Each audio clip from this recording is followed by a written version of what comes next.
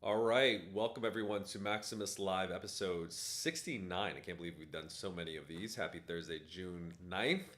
And for those of you who are joining us on the first time, thanks to everyone who's joining us on. We have four people on deck on Zoom who are going to call in and ask questions.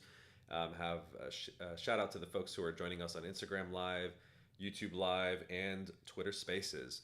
So every week I start out with a weekly unpopular opinion and then take Q&A from the audience in terms of health optimization, of maximizing your diet, exercise, sleep, stress, hormones, and relationships. And speaking of which, that is this week's unpopular opinion. So this week's my unpopular opinion is what makes you successful in a professional domain often makes you very unsuccessful in the relational domain.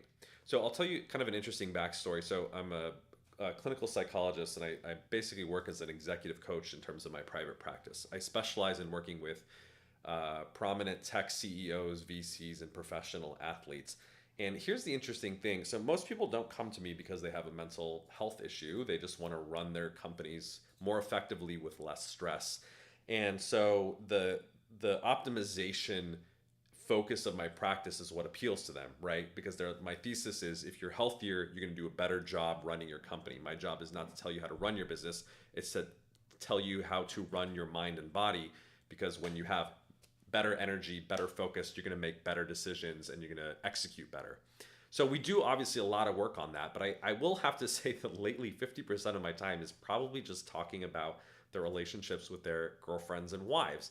And I was kind of curious about that. I was like, that's not why they originally come to me, but why do I end up almost becoming like a sort of quasi couples therapist?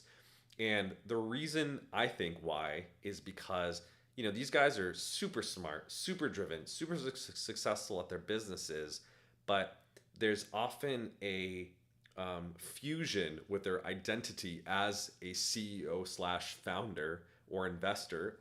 Excuse me, and they try to take what makes them successful in that professional domain and transfer it to their personal domain, which is a huge mistake because the traits that often make you successful professionally not only do not generalize to your relationships, but they actually may be adverse. So let's talk about some concrete examples of that. So the big five personality traits: openness to experience, conscientiousness, extroversion, agreeableness, and neuroticism. Now, as a entrepreneur and as an investor, it's actually beneficial to be disagreeable, right? Because you, as an entrepreneur, you have to fire people. You have to be tough enough to do that and not let people get away with shit. As an investor, it's better to be disagreeable because it's better to be contrarian and right, as Keith Rabois says. And so to be a little bit, of a hard ass is a good thing as an entrepreneur investor. Obviously, in the context of a relationship, it's much better to be agreeable and cooperative and kind. So that attitude, which is great obviously at work, doesn't work as well obviously when you come home. And the real skill obviously there is to not over identify with one particular identity and take that home with you. That's why I'm actually such a huge fan of Dr. Robert Moore's book, King, Warrior, Magician, Lover, in which literally our protocols are named after, because he sort of identifies them as the four archetypes of the mature masculine. And if you think about them as sort of different energies, or even call them different selves, you can sort of, if you understand and utilize that, start to tap into different parts of yourself that is useful in different contexts, right? You can still be a badass at work, but when it comes to coming at home, you really have to almost put on a different suit, so to speak, a psychological suit of, okay, let me shift from being disagreeable to agreeable in this context because it's not as effective in this context, right? And maybe you're used to just being able to, because you're the boss, tell people what to do. You can't necessarily do that as easily, obviously, with your wife and girlfriend. And so I think that's a really important thing to realize that the things that make you so successful in one domain. There's an executive coach, Marshall Goldsmith. He wrote a whole book about this. He called it "What Got You Here Won't Get You There," and he was talking about the Peter principle of once you achieve a certain level of management, the things that were great, like you being a great data analyst, won't make you a great manager or people manager. But I think that's doubly true when you try to generalize across domains, in that the things that make you a great entrepreneur or great successful professional or executive do not make you very successful at relationships at all. Another great example of this that I find that a lot of entrepreneurs run into is dogged persistence is great as an entrepreneur. You want to just like run through walls repeatedly, ask people stuff, follow up, never give up, never take no for an answer. Now, if you're trying to date, that's obviously a very ineffective strategy in terms of, well, you certainly shouldn't operate under the principle of not taking no for an answer, but just the over presence, over commitment, over dogged pursuit makes you seem desperate, right? And that often turns women off. And it's actually being a little bit aloof, a little bit hard to get, not necessarily in a purposeful or game playing way, but obviously if you're a man on a mission and legitimately are busy running your companies, you're not necessarily desperate or fawning all over yourself or making yourself overly available. So, ironically, a lot of the opposite dynamic applies there in terms of what people are naturally attracted to.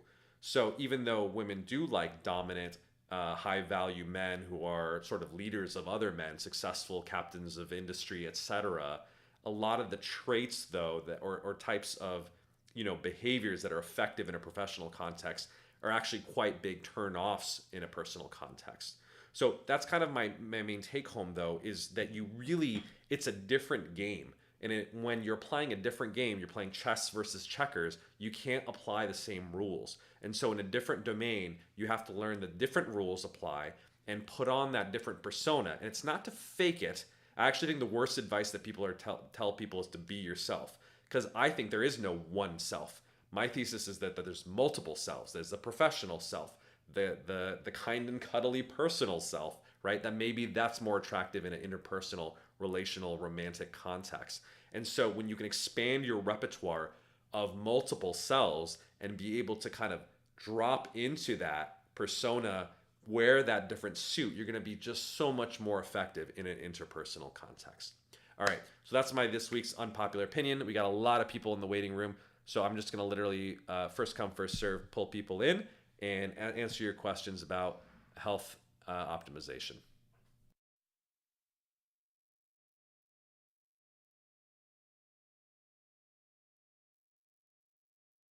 Hello, can you hear me? Think we're getting our audio connected. Hi there. Hello, can you hear me?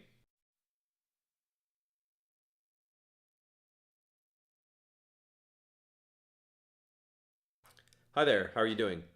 Good, good. I am doing excellent. Welcome to my radio show. How can I help you? My name is Jack Lipton, and received an invite. So, Wonderful. Well, thank you for taking us up on that. Are there any areas in terms of your health that you have any questions or areas where you're striving to be better? um, just turned 65, so kind of a milestone. Just Congratulations. looking to do the things I did when I was in my 20s and 30s. With the same enthusiasm, which is there, but the stamina, vigor is lacking a little bit, obviously. So, For any sure. way I can improve that would be great. Absolutely. Are you retired now? Are you still working? Pretty much retired. I do online stuff. I used to be a dentist in the office, dental office. Okay, wonderful. Well, always good to talk to another healthcare professional. So wonderful. So how are you spending your time and where do you kind of find like the stamina deficits to come up? Where do you notice that more in your life? Um, I'd say probably getting out of bed in the morning. I don't sleep as good as I used to. Mm-hmm. Not that I have terrible thoughts, just thoughts in general at night, and just I don't wind down easy. Do you feel like the thoughts are kind of keeping you up or causing insomnia?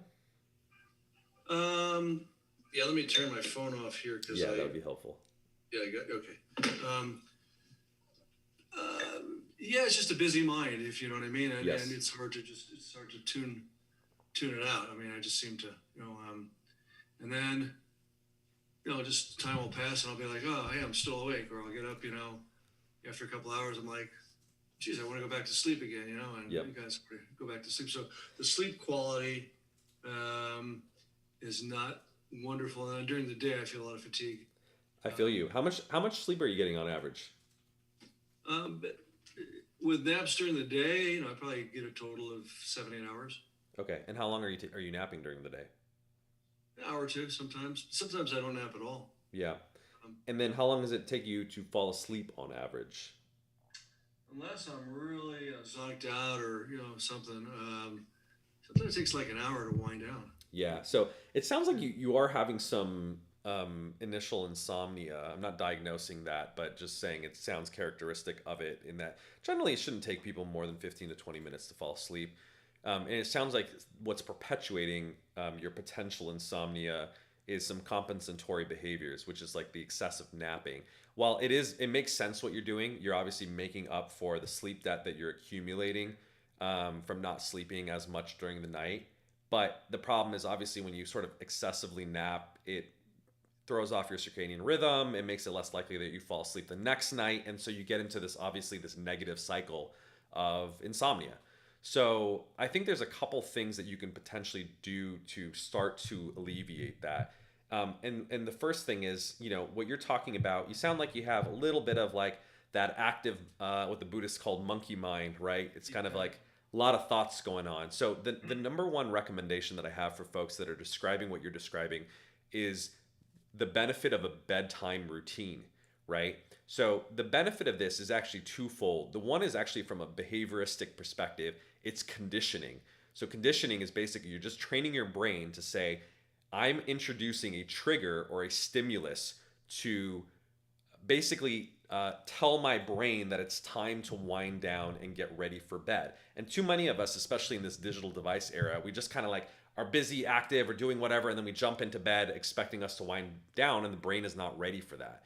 So I really recommend a 30 to 60 minute transition period in which you do your bedtime routine, and you do it ideally at the same time every night so that your brain can get used to that and then create that conditioned response to be like, oh, okay, when I get the trigger or stimulus, it's time for me to relax and fall asleep.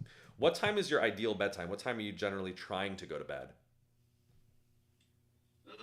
No exact time, but I'd say I'd probably shoot for about 10 o'clock. Okay, let's say ideally you want to go to bed at 10 o'clock. What are you doing between the hours of 9 and 10? 9 and 10. What are you doing between 9 and 10? Different things. Sometimes just relaxing. Sometimes busy stuff, getting stuff done, prepared for the next day. Right. Or So here's what I would like you to do if you're willing to do it.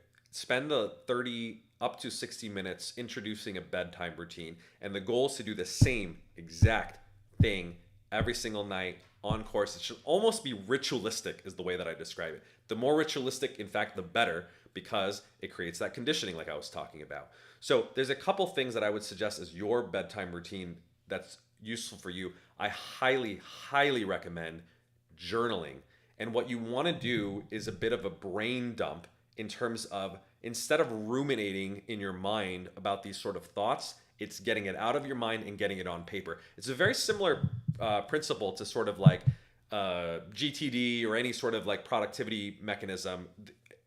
Keeping to-dos in your head causes stress because your subconscious mind is constantly trying to remember them. Easier thing to do is obviously put it on your to-do list and you revisit it when it's appropriate. That's also true for sort of negative thoughts or kind of thoughts that you're ruminating about. So you should spend at least 15 minutes with a journal. You can use ideally pencil and paper.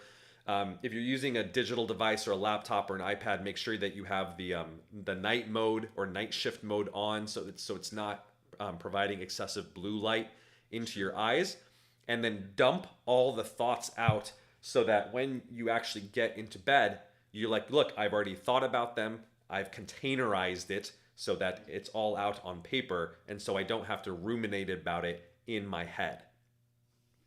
okay, yeah. I mean, to some extent, I do that. Yeah, but So I would do it though, same time every night as a ritual. So like 9:30 journal time, have it next to your nightstand, sit there, document it, close it, and when the ritual, that's the end of the ritual. When you close the book, shut down the laptop, it's like I have put my thoughts away for the day, and now I can go and rest and go to sleep.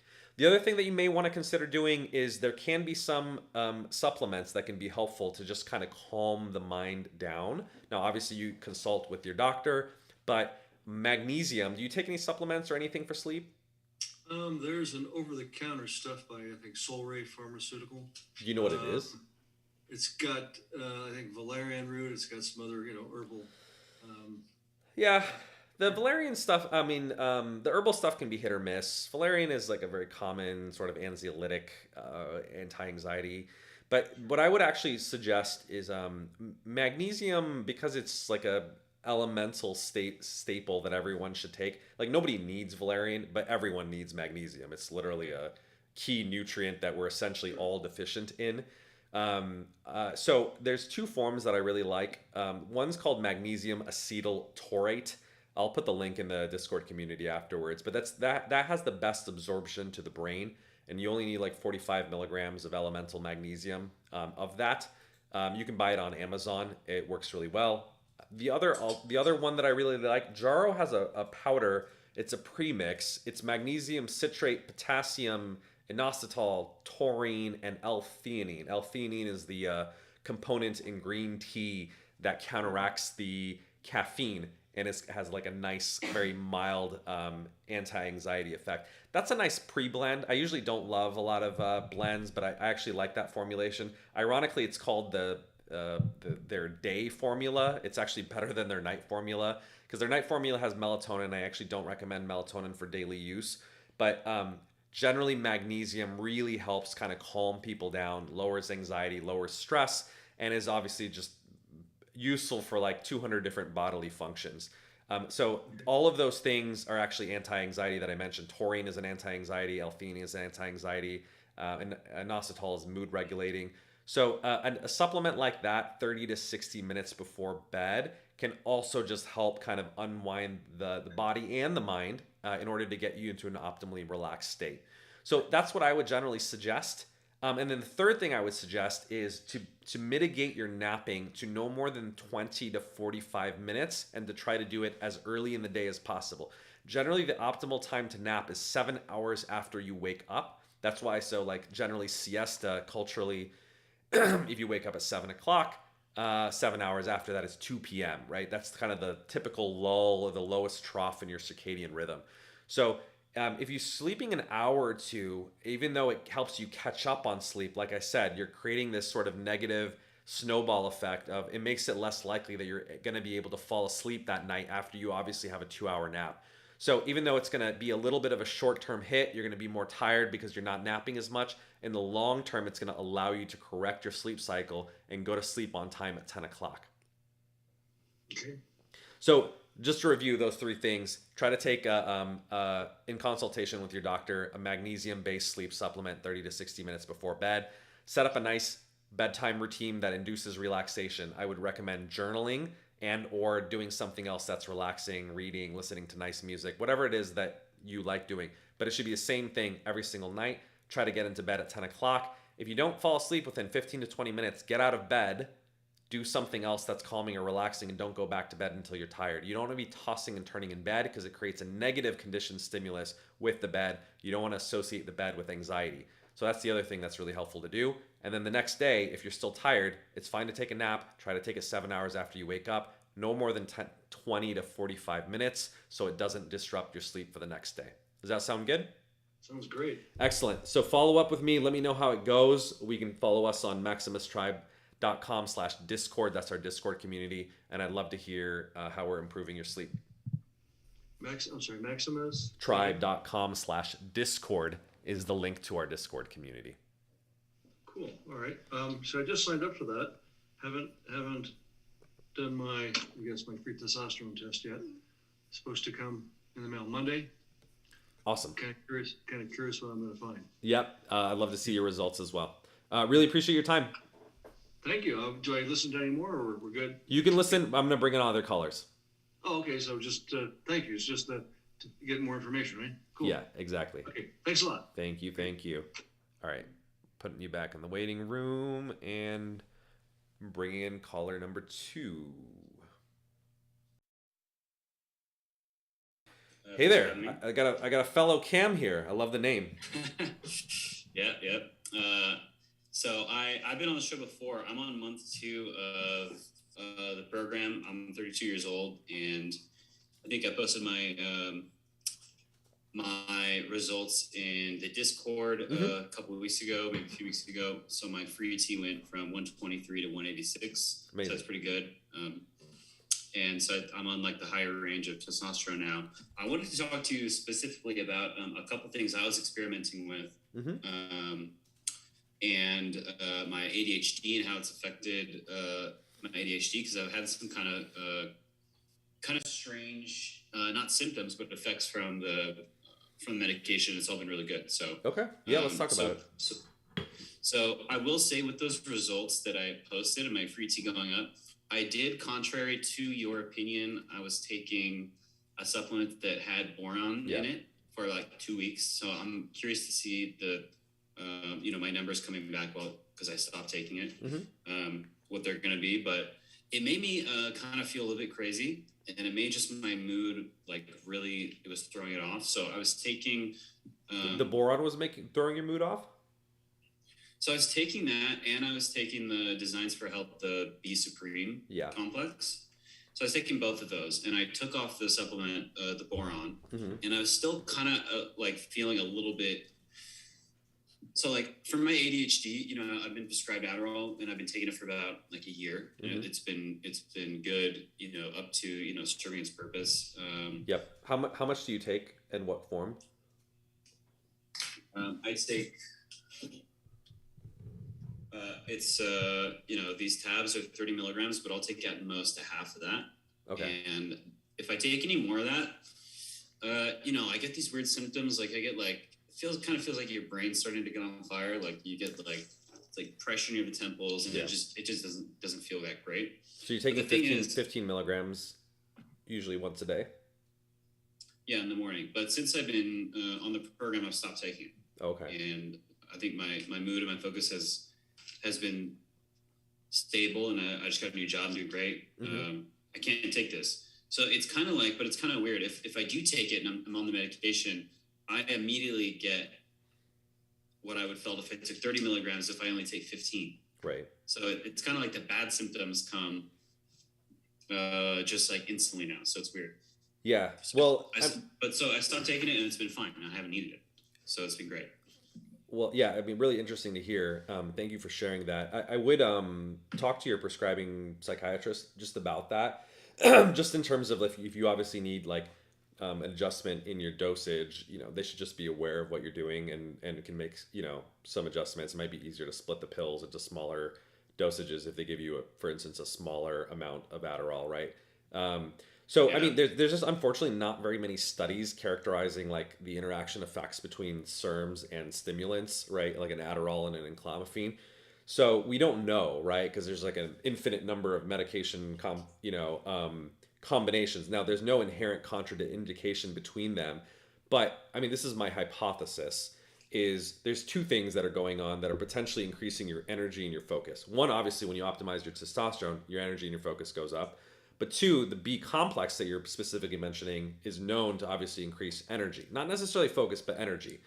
So it may be that, obviously taking a stimulant like Adderall, which are mixed amphetamine salts, your energy is already higher than baseline just from the testosterone and the B complex vitamins.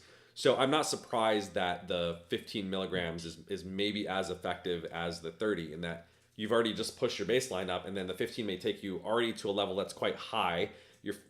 More energy is not always better, as anyone who's like had too many Red Bulls can tell you. And so maybe that's pushing you to above a threshold in which some of those symptoms that you typically experience at higher dosages, well, you're already pushing it, already there.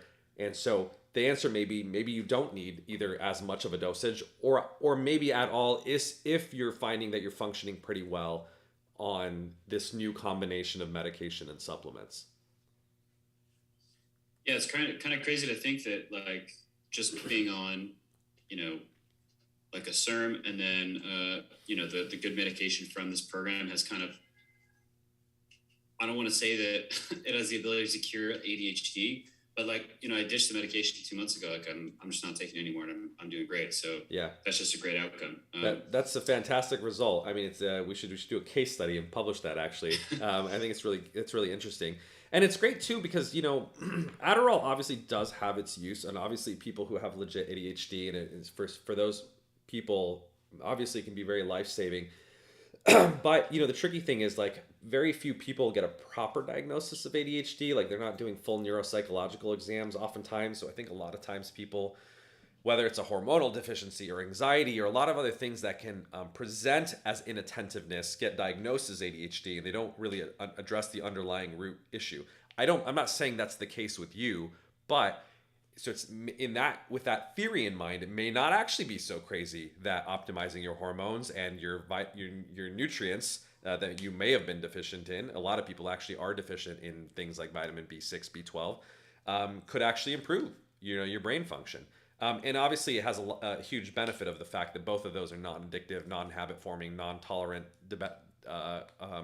inducing, just like Adderall is. Adderall, you got to be a little careful. It is a controlled substance, and it's there is downsides to significantly increasing your dopamine and your norepinephrine.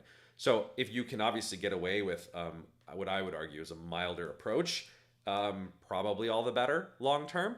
But look, I'm a fan of do what works, right? If Adderall legitimately works for you and obviously your doctor approves, then great, take it. But if you can find something that works just as well with less side effects, then obviously that makes sense too. Yeah, cool. So I recently, so I first started noticing that, when I was taking all these things, I was getting the adverse side effects. That was like if I took too much, Adderall. Mm-hmm. But I haven't been able to take the B vitamins anymore, even because that will even like Yeah. bring it on. So, and I even have like a lower tolerance to a lot of things that I used to drink at least a couple cups of coffee a day. And then, I drink tea, and I'm a software engineer. I'm at my computer all day. Right. I try to drink all decaf tea because I don't want to overload my body on caffeine. But I've noticed like I had a half a cup of decaf green tea today, and that even kind of through my mind.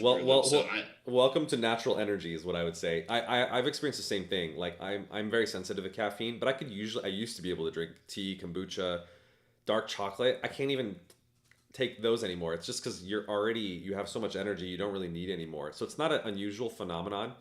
But to your point about the B complex vitamins, that's also not an unusual report, even with people who don't take enclomiphene. Some people are just more sensitive to B vitamins, and the dosages are so high. Now, they're water-soluble vitamins, so they don't have as much of a risk of overdosing as they do with the fat-soluble vitamins. But there's a lot of folks, including myself, for instance, if you're using an off-the-shelf sort of B complex, we'll take half the dose. There are some brands like Swanson's and others that have like high dose, low dose versions of the B vitamins, so you can literally take half, or it'll be 2 capsules and you just take one of the 2. So that's what I would suggest is you may not need it, quite frankly. Like not everyone absolutely needs a B complex if you're obviously eating a nutritionally dense diet. But if you are taking it, you may want to consider taking a lower dose version of it so that you're not getting too jazzed up. And obviously take it first thing in the morning so it doesn't mess with your sleep, because sometimes B complex or a B vitamin before bed can throw you off. We actually are launching our own new version of our supplement that ironically includes a B complex soon. I think the dosages are appropriate, but they also include magnesium and other things that I think help counterbalance the energetic effects of it. So you can try that obviously when we launch that, but if you don't need it, you don't need it. So you can opt out as that as well. Yeah, I noticed on the Designs for Health one, it's I think it's B12. It's like 10,000% of your daily value. So yeah, it's like massive, a massive amount. Okay, well, I just wanted to come and bring those points up and kind of share and sort of rack your brain a little bit. But I'll let you go. I'm really happy with the program. Stoked that keep up the good work. Stoked that the program is gaining traction, and I'll keep listening every week. Thank you so much. I really, really appreciate it. And I'm so glad to hear that, you're able to use less other medications, or at least medications that, can be very habit forming, and a lot of people have dependence on. So fantastic to hear you're doing well and you're being productive, obviously, in your software engineering job. Maybe consider some of the suggestions and tweaks that I, provided, and glad you're doing well. So appreciate it. All right. Appreciate it, man. Thanks. All right. I'm going to move you to the waiting room.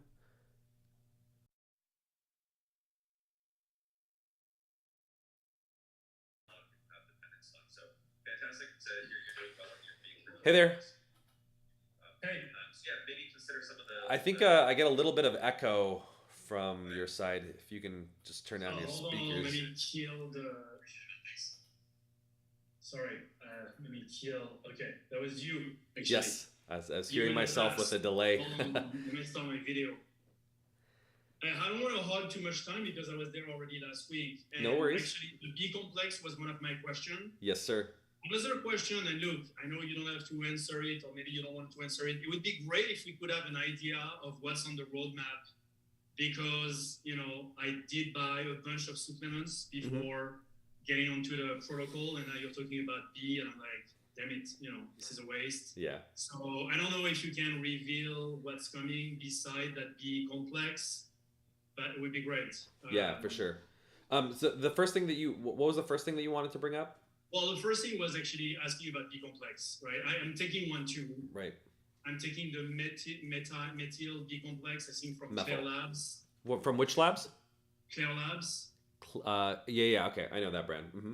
That was actually prescribed by my doctor after going through a very long, thorough testing of biomarkers, and she was saying that's your only area of concern, and that's why I'm taking it. Right? Have you noticed the benefits since doing so? I don't really feel any benefits. I just took it on her advice because we looked at a really exhaustive, blood test. Yeah.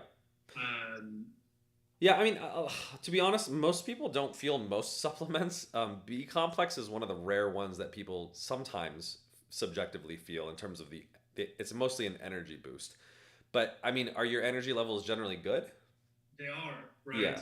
So that's the other thing I was gonna say too, is like if you're not deficient, you're less likely to feel it, because if you're normal, maybe you can get above normal, but it becomes really subtle at that point. So I'm not surprised, but obviously look, there's not a lot of harm to taking B vitamins for the most part, especially if you're taking a good brand and you're not taking the normal B6 form, you're taking P5P, etc.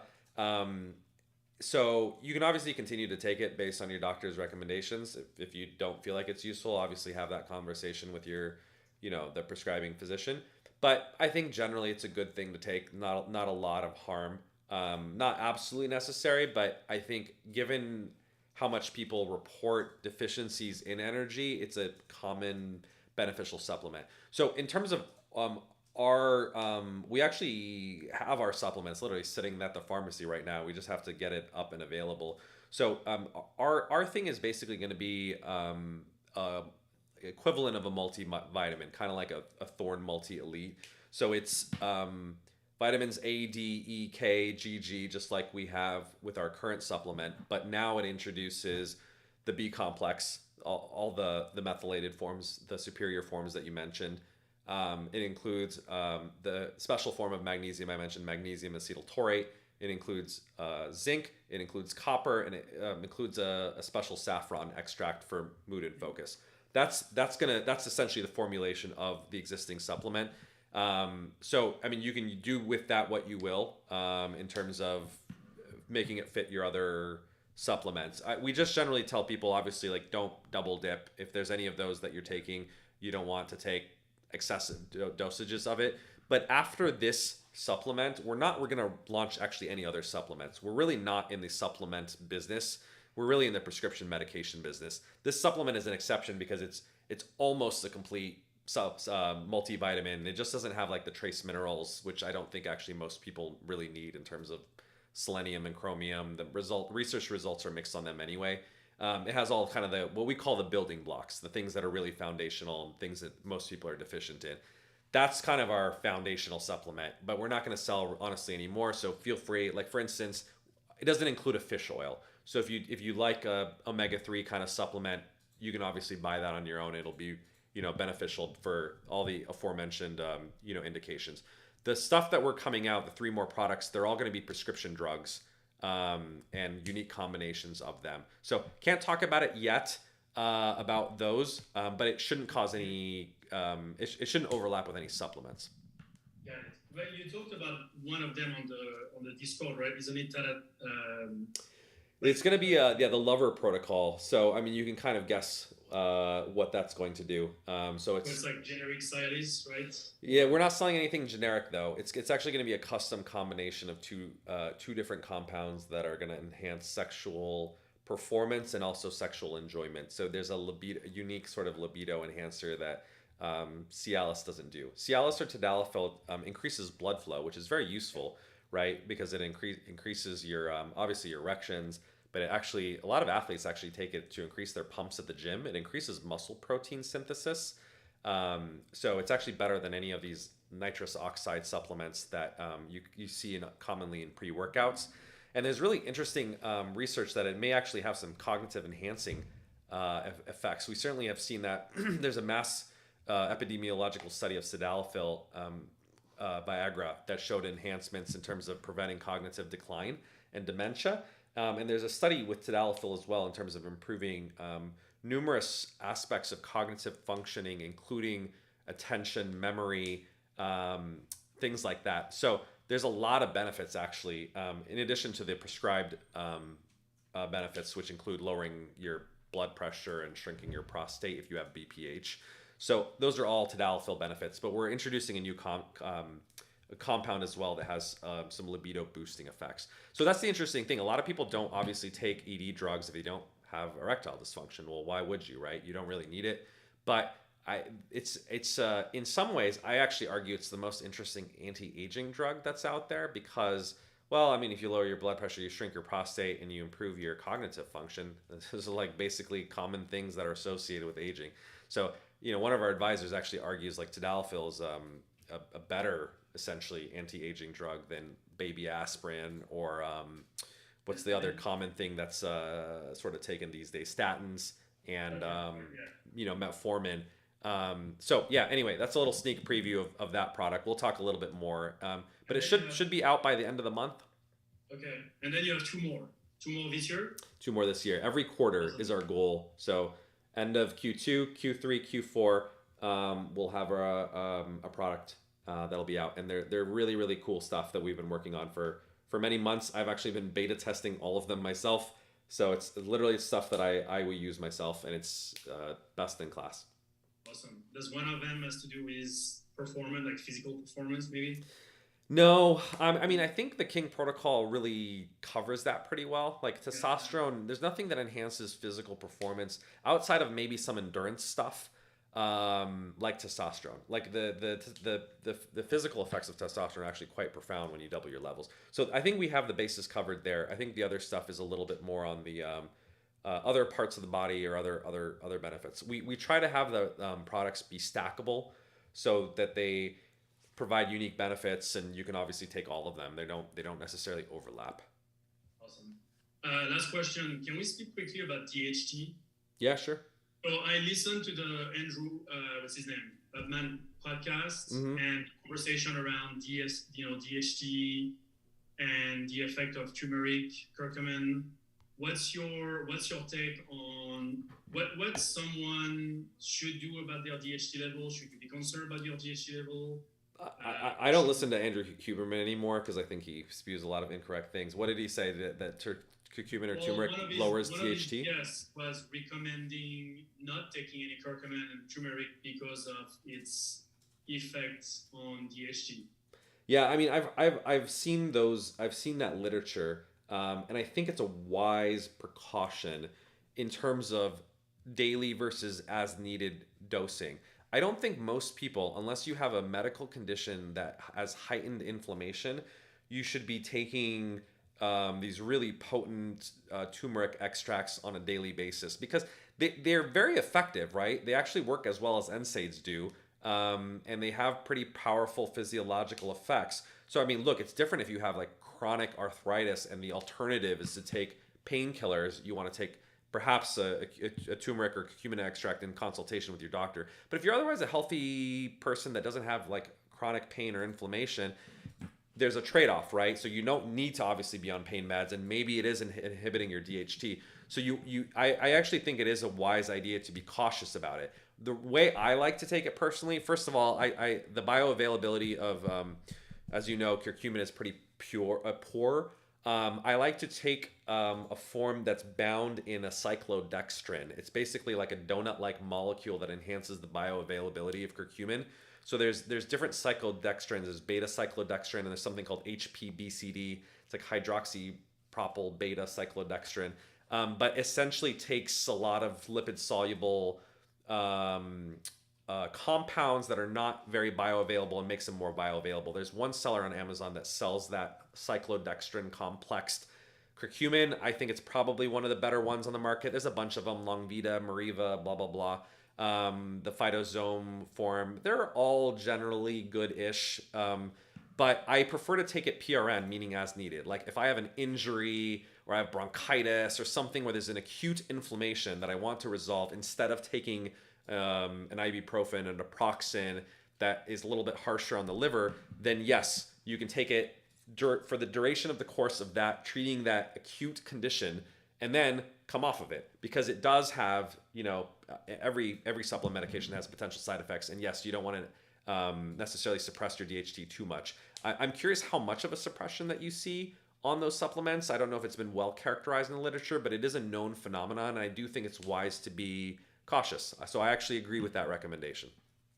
Got it. And on the DHT question in general, is this something that we should monitor? Is this something that we should boost? I know that there are some, if it goes past a certain level, you have issues with hair loss and other associated issues, but yeah, I don't know if it needs to be monitored. I think it's useful if you are taking certain drugs or supplements that are known to cause changes in DHT. You may want to test to just make sure that you're not messing with it too much, right?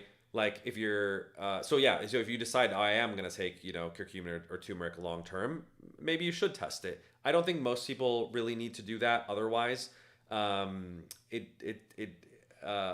it's not necessarily something that you want to boost, I would say. There's some exceptional use cases for that. I think some people who are like athletes and they want to enhance their sort of aggression take sort of like DHT enhancing compounds, but that's a very like niche case. I think that most of the things that people want to monitor it for are either when they're purposely trying to suppress it, right? They're taking a finasteride or some 5-AR blocker. They want to make sure that they're, for instance, there's some people who try to microdose finasteride in order to reduce some of the sexual side effects. So they take 0.25 milligrams a day versus 1 milligram a day. Now there are studies that characterize the decrease in DHT on different dosages, but if you want to test it for yourself, that's one thing you could do.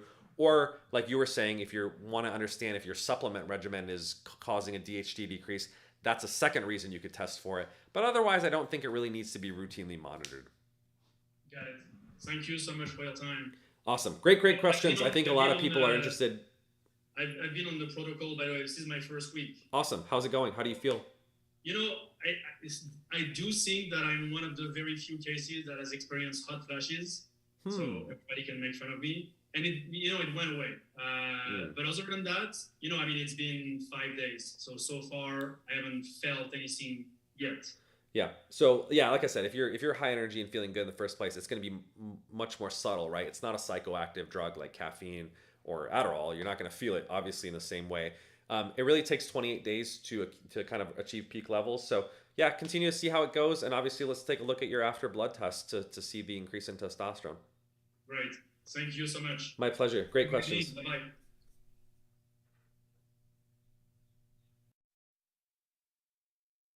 I think that was our last caller. Are there any questions from folks that are listening on Instagram? Please type in your questions. I think there was a question that talked about enclomiphene. So someone just asked enclomiphene ? Yes, that is the main compound that we use. If you have any questions about it, feel free to type them in. Are there any questions from YouTube, Vic? No YouTube questions. And I think there's one caller on Twitter Spaces. Let me know if you want to chime in with any questions. Otherwise, we can call it a wrap today. Any questions from last week, or should we call it a day? All right, let's call it. Thank you so much. Actually, it was a really, really productive day. We got one unpopular opinion, and 4 callers who asked some really great questions about a variety of topics. Actually, about the fact that an improvement in ADHD symptoms using in a combination of enclomiphene and our supplement and a B complex, which is a novel finding. I think we should definitely do a case study and report that. We had another caller sort of ask about our future supplement product, which is a complete sort of almost complete multivitamin, I should say, that includes the B complex, so it takes care of all your bases. Really great question about sort of DHT and being careful about taking turmeric/curcumin supplements because they can artificially or accidentally, I should say, suppress DHT, which you don't want to do. It's kind of the male virility hormone. Yeah, I think we got one last question from Instagram. Question: would you recommend examine.com? Yes, I do think examine.com is a really great evidence-based source of information about supplements. So if you're curious about stuff, like I see actually one called Boosting Testosterone. Let's just take a quick look on it. So it talks about a lot of herbal supplements. What is ashwagandha? So yeah, I mean, I think it's useful. I don't think it's complete though. Like, for instance, Examine's testosterone boosting article that I just clicked on, it just talks about a couple different herbs. It doesn't talk about magnesium, zinc, doesn't talk about enclomiphene or any of the prescription drugs. So I would use it as a starting point, right? It's a good evidence-based source, but you really got to dig further if you want to understand about more specialized supplements or drugs or topics. And obviously you can ask me if you have anything. Second question: does medical insurance pay for Maximus? No. So we don't take any insurance, but we do take HSA, FSA. So if you have a health savings account, you can obviously use it to do that tax-free. The reason we don't take insurance, though, is insurance is terrible. We shouldn't even have insurance, to be honest. It's actually a post-Richard Nixon, adjunct to our healthcare system, and they're just like a leech of a middleman that tries to really deny you care. So they don't like paying for anything that's a testosterone optimization because they think it's not necessary. But I guess feeling like a man and feeling good is apparently not necessary in modern society. They only generally treat you if you're below 2.5 percentile in your lab value. So that means obviously 97.5% of men would not be eligible. So they wouldn't probably pay for it in the first place.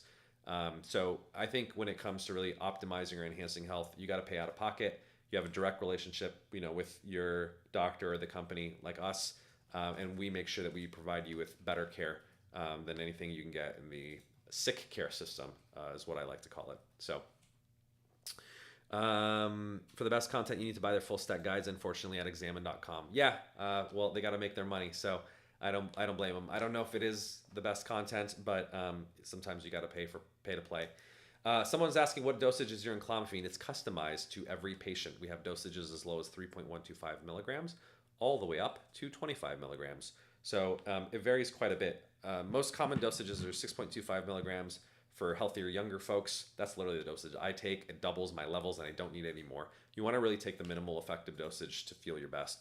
Other folks need 12.5 milligrams if they're a little older, a little sicker, have previously been on anabolic androgenic compounds like TRT.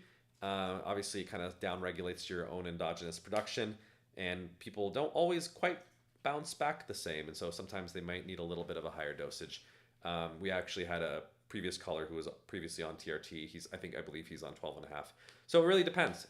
Different strokes for different folks. People need different dosages, and we'll find the right dose for you based on the labs and your symptoms. Awesome. Any last questions people want to sneak in?